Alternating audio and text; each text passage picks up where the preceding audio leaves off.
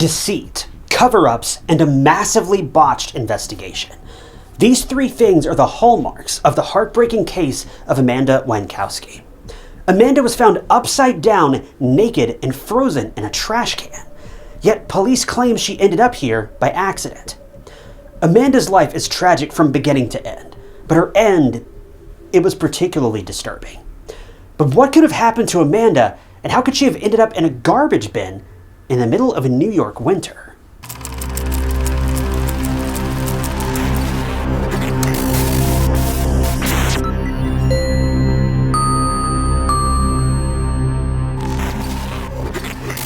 Welcome to True Crime Stories. If you're new here, I'm your host, Ty Knott, and I post new true crime documentaries every single week, hosted by a real human person. So if that's your kind of thing, be sure to subscribe. It's totally free and just lets you know when I post new videos. Amanda Wienckowski, affectionately known as Manda, was born and raised in Buffalo, New York. Amanda attended Niagara Wheatfield High School in 2006, and according to her mom, Leslie, she was also crowned Miss Teen Buffalo at one point. During high school, Amanda also participated in dancing, swimming, and acrobatics. You name it. She had all of her eggs in different baskets, and things were going pretty good. Amanda had dreams of becoming a police officer. She wanted to change the world. She was bright, beautiful, and a strong young lady. So at around that same time, Amanda also got her diploma from the Board of Cooperative Educational Services, or BOCES, to become a police officer. She was a step closer to making her dream come true. But sadly, that's where all of her plans changed. You know what they say, you are the company you keep. Well, according to her mom, Amanda met some questionable people at the time that she was working to get her BOCES diploma. And sadly, that was when she fell into the dark void of addiction. It was like Amanda was sucked into this deep black hole and she couldn't get out. One time she told her mom that it was as if the devil was after her, which is heartbreaking to hear, but a great analogy. It's like running from someone you can't see, and with every step you think you're getting ahead, but you can still feel them breathing down your neck heavier and heavier. To see Amanda going from being an ambitious 18-year-old girl with amazing dreams to now getting trapped in the web of substance abuse, it's devastating. But Amanda was a fighter. She tried her best to let go of her addiction, and Leslie even took her to a clinic to get clean. Money was tight, but Leslie was there for her daughter every step of the way. But the ride was bumpy, as it usually is. Amanda didn't want to be an addict. She tried so many different times to break the habit, but things just weren't working out. There came a point when Amanda had to resort to adult work to pay for her addiction. She would engage in physical relations with people, and they would pay her with substances, and it was a very vicious cycle. Amanda knew she couldn't keep doing this, but she also felt like her body would turn inside out if she didn't keep feeding the demon. Amanda was in touch with all sorts of shady people, so she had a manager at the time too, and his name was Adam Patterson. And according to some sources, when you look at the two side by side, Adam's old enough to be Amanda's dad, but he wasn't. He was Amanda's manager. Oh, and Amanda also lived with said manager on the Tuscarora Reservation in Lewiston. Basically, Adam knew all the people who could help Amanda out. They had what Amanda wanted and vice versa. So Amanda would set up meetings between the two, and he would drive her to these people's houses where the deals would be done. You can read in between the lines.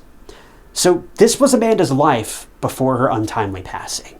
And this was exactly what she was doing on the fateful day that she went missing.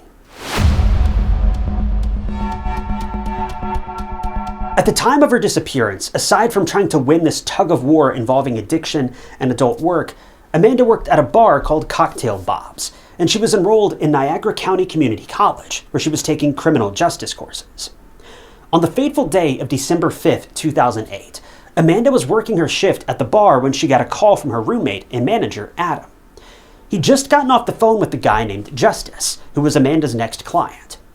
Now, I don't know if Amanda knew it at the time, but this Justice dude was very bad news. He was a very violent man, and he was known to be a scary giant. He was only 22 at the time, and he was built like a tank, and it didn't help that he had a shady criminal history. Also, his name wasn't actually Justice. His name was actually Antoine Garner. And according to the deal with Adam, Amanda had to come to Antoine's home for the trade, which was located on Buffalo East Side. So Amanda got a friend of hers at work to cover her shift, and she got into Adam's car and the two drove off. When they reached Antoine's house, Amanda hopped out, and according to Adam, he stayed outside in the car. Now, I want to make it clear that from this point on, this is Adam's version of events, so take it as you will. But he said that after waiting for about an hour, Amanda still hadn't come out, but he got a call from her. Apparently, Amanda told him that she was going to take a while and that he shouldn't wait for her. So Adam did exactly that. He started his car, drove away from Antoine's home, and thought that Amanda would make it back home on her own. But that didn't happen. Amanda wouldn't make it back home, and she wouldn't answer her mom's calls either. See, Amanda and Leslie regularly talked on the phone, and when Leslie called Amanda the next day and didn't get an answer from her, she was obviously very worried. This was unlike Amanda. Even if Amanda was somewhere out on a bender, she would call her mom back, but it had been almost 2 days, and Leslie was done giving Amanda any more time to reach out. Without hesitation, she called the police on December 7th and reported her 20-year-old daughter missing. It had been 2 days since Amanda had failed to return home or answer her phone, and the police wanted to talk to who they thought was the last person who saw Amanda, Adam Patterson. When Adam was eventually questioned by the police, he told them the same thing I just told you. He took Amanda to Antoine's house for the trade-off, and Amanda told Adam herself that she'd be late, and so he drove away. When the police asked what Adam did after driving away from Antoine's house, he told the police that he went home at around 8:30 p.m., and after that, he didn't know where Amanda was. So the police had to backtrack a bit, because Adam wasn't the last person to see Amanda alive. It was none other than Antoine Garner. So the police knew where to go for answers, and they found themselves at the front door of Antoine's house, which was in a very sketchy part of town. When Antoine was questioned, he had something entirely different to tell the police. Antoine claimed that Adam and Amanda did come to his house, but that Amanda didn't stay longer than 10 to 15 minutes, and that she was then out the door with Adam. When asked if Amanda and Antoine engaged in physical relations, Antoine denied doing anything of the sort with Amanda. According to Antoine, Amanda was at the house. They chatted for a bit. He gave her the substances that she wanted, and then she left, without Antoine getting anything in return. Now, I may not know much, but Antoine doesn't seem like a guy who would just hand out favors to strangers like that without getting anything in return. This is a very weird line of work, but one thing's for sure, you give and you take. There is no charity. So was Antoine feeling so generous that day that he just decided to give Amanda what she wanted without taking anything? I don't think so. Well, the police were left confused too. They talked to the two men who could or could not be the last people to see Amanda. Neither of them was the most reliable, and now their stories weren't matching up. This went on for a bit, and in the meantime, the search for Amanda was on. Mostly her friends and mom, Leslie, were looking for Amanda in all of the places that they knew that she frequented. But there was no sign of her. Amanda was nowhere to be found. Hours turned into days, days turned into weeks, and then more than a month passed, and no one had any clue where Amanda could be.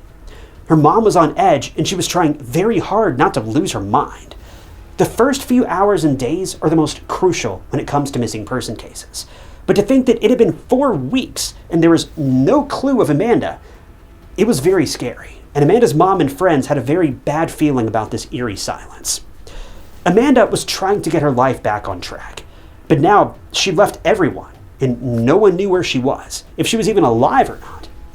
Well, that question would soon be answered, and it started with a 911 call. Now, we don't know who the caller was. Reports stated that it was an anonymous caller, and they said that the police could find something in a garbage bin in Buffalo's east side. Emergency services and police were immediately dispatched, and when they reached the place, it was oddly familiar. Now, it was mainly a church parking lot, but surprisingly, it was in the same place where Antoine Garner lived, the same place where Amanda was allegedly last seen and went for the deal. The officers approached the garbage bin in question, and once they opened it, they were shocked. Now, I don't know if I mentioned this before, but this was January of 2009, so it was the dead of winter in New York. So it was freezing outside, not just cold, but miserably so. Well, when police opened the bin, they found something. A frozen body. They didn't know whether it was a man or a woman, and that's because all of the hair on the head of the victim was gone. The head had been shaved. The body was also placed face down in the bin, and there seemed to be marks on the face and neck. The only identifying factor was a butterfly tattoo on the neck, and that's what stopped the police short. Amanda also had a butterfly tattoo on her neck. The police had no choice but to call someone from Amanda's family to formally identify the body, and it was Amanda's own brother who ended up identifying his sister.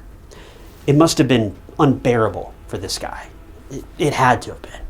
He called his mom in hysterics, and he was just in a state of disbelief and just seconds away from losing his mind. It had been over a month with no answers, and now reality was setting in. Amanda was gone forever.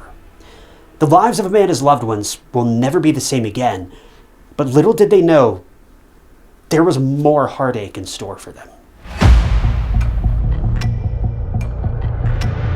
The police were highly suspicious of the location of the garbage bin. It had been placed near Antoine's house, so the investigators thought that it was a slam dunk case. But when they talked to Antoine again, he denied everything. He even went as far as saying that if he were to murder Amanda, he wouldn't be so stupid as to dispose of her body right by his home. But anyway, Amanda's body was taken for an autopsy because they needed to determine the cause of death. But this very autopsy would become a huge topic of controversy in Amanda's case. And to date, not one and not two, but 3 autopsies have been performed to figure out how Amanda lost her life. The first autopsy was performed right after Amanda's body was found, and it was concluded that Amanda's cause of death was, wait for it, accidental overdose.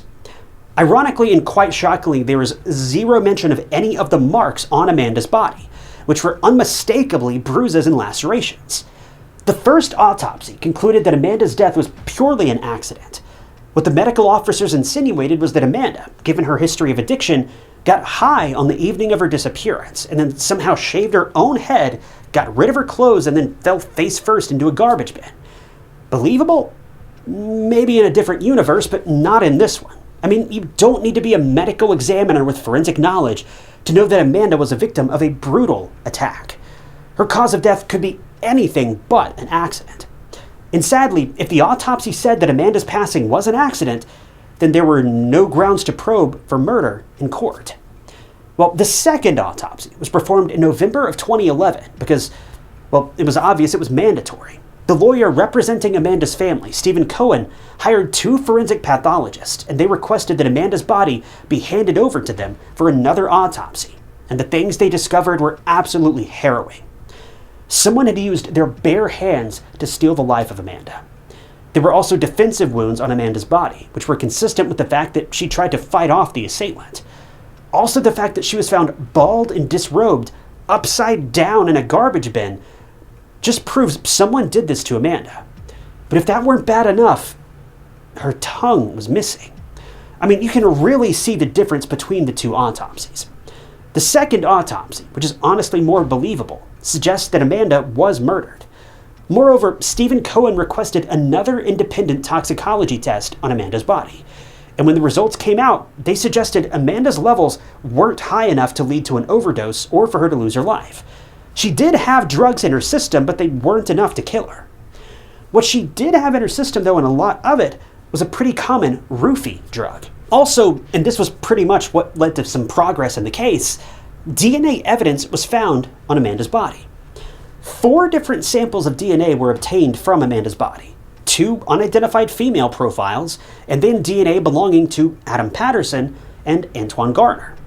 How the female DNA ended up on her body, we really don't know, but it seems pretty obvious how Adam and Antoine's DNA ended up on her. But this still didn't really answer the main question. Who took her life? This all led to the 3rd and final autopsy being performed on Amanda at the district attorney's order, and it was performed independently by Dr. Scott LaPointe at the beginning of 2012.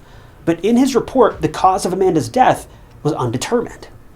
In some reports, it stated that a 4th autopsy was also performed on Amanda's body, but the results were the same, undetermined. Regardless, it yielded no fruitful results because Amanda's death certificate still stated that she'd passed away due to an accidental overdose, thanks to the first mess of an autopsy. And her mom, Leslie, wanted to change that. She wanted to change the cause of death to homicide, and she even sued Erie County and Erie County's chief medical examiner in September of 2021, almost 13 years after her daughter was found tossed in that garbage bin. Leslie's goal was simple. She either wanted the cause of death to be amended as murder or left as undetermined, or to have the Erie County Medical Examiner's Office reopen the investigation to determine the cause of her death properly. But none of that happened because the court dismissed the lawsuit on grounds of being outside the statute of limitations, which is just insane. It had been more than a decade since Amanda was found unarguably murdered, and a handful of autopsies and a lawsuit later, the case was still at a standstill. Can you imagine how Amanda's mom and her loved ones must have been feeling after all these years? Trying to get answers and hitting one roadblock after the other. It's just devastating, but not all hope is lost. Antoine Garner's DNA was found on Amanda's body, and for a while, before the autopsy was conducted, he was a suspicious person in the eyes of the police.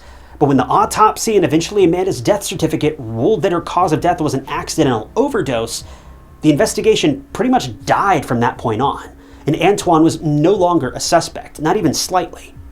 But how can anyone just dismiss Antoine and the possibility of his involvement so easily? He was clearly a violent man. He dealt with sketchy people and sketchy things, and he was the last person to see Amanda alive. Also, if you remember, Antoine claimed that he and Amanda never got physically intimate. So why was his DNA on her body? Moreover, Amanda's body was found in a church parking lot, which was steps away from Antoine's house, the last place where Amanda was seen. No matter how you look at it, there's something just not right about Antoine. Although he claimed that someone was setting him up after Amanda's body was found, he can't really say anything for sure. But something happened in 2013, 5 years after Amanda's disappearance. And although it has nothing to do with Amanda, the similarities are uncanny. See, in 2013, Antoine Garner was arrested for several crimes. These included assault and nearly murdering an adult worker whose services he'd paid for. When Garner's crimes were investigated, it was found that he'd committed several felonies between December of 2008 and January of 2009. Does that timeline sound familiar? Because that's exactly when Amanda was reported missing and then found in that garbage bin. Antoine, being the man that he is, had also been caught with a minor and was also arrested for armed robbery. But on top of all this, in June of 2011, police found out that he had hired an adult worker and choked her with his bare hands. Sound familiar? So you can tell what kind of guy Antoine is. I mean, it doesn't take a lot of convincing to picture him as a violent and terrible person who would do anything just to hurt someone who messes with him, or someone who doesn't mess with him for that matter, such as the woman that he held hostage while robbing her home. All in all, the fact that Antoine's DNA was found on Amanda's body, and that he lied about not being intimate with her on the night of her disappearance, it's very suspicious. I just don't personally see how that's possible. But setting Amanda's case aside for a moment, Antoine was sentenced to 18 years in prison for the charges of strangulation, assault, and 2 counts of robbery, and he's still in prison to this day. But he was never charged in Amanda's case. As of present, it's been 16 years since Amanda left her shift at Cocktail Bob's with Adam and went to Antoine's house. It's been approximately 16 years since her frozen body was found in a garbage bin close to Antoine's home. It's been 16 years since the autopsy stated that Antoine and Adam's DNA was on Amanda's body, but no one's been arrested for her murder. We don't know if Antoine was involved, even though a lot of evidence points to him likely having something to do with it. But even if he was, is it possible that Adam was involved somehow as well? After all, he was her manager. He set up the meeting between Antoine and Amanda in the first place. It's been more than a decade since a mother lost her daughter, and as far as anyone knows, the perpetrator still hasn't been punished. Leslie knows that her daughter was murdered, but her long struggle has led to a lot of letdowns and no progress, but she's still fighting for justice. Justice for her daughter, who is more than just an addict or an adult worker. As of April of 2021, new evidence surfaced that pointed to the fact that Antoine may have used a taser or a stun gun to subdue Amanda before he ultimately ended her life. And supporters of this case claim that they have a witness who can testify that Antoine had a stun gun and that he did use it on Amanda. So if these witnesses are proven to be reliable, it adds a whole new layer to this story. Activist and Erie County Sheriff candidate Miles Carter stressed that Amanda's case should be investigated further, either with fresh eyes or by putting the obvious evidence at the forefront. As of 2025, there haven't been any further updates on this case, though. Antoine is still behind bars serving his sentence, and who knows when he'll be let out, but he'll likely be released fairly soon. Hopefully, the investigators on Amanda's case can find that smoking gun that holds the murderer, whoever he is, responsible. Leslie is hopeful, but she's also devastated that she has tried so hard and is still unable to get justice for her daughter. She has no closure. She doesn't even know how to make peace with this horrible situation. It's high time Amanda's case was brought to a close, and a fulfilling one at that. It's the only way to ensure that Amanda didn't lose her life in vain, and that the murderer or murderers are still held responsible for their actions. Amanda wasn't just some life to be thrown away. She was a young woman with hopes, dreams, ambitions, just like the rest of us. She'd made bad decisions that led her to bad places, but she was trying her best to get out of this lifestyle that she'd found herself in and get things back on track so that she could become a police officer, as she always planned. It's devastating to hear about young women, or anyone for that matter, ending up in such a soul-crushing lifestyle. But we're all one bad day or one bad decision away from our lives really being no better. All we can do is the best we can do, and Amanda tragically was doing just that. And it hurts my heart to see her mother left with so much of a mess after her daughter was stolen from her so violently. This case needs to be solved, and Leslie needs closure.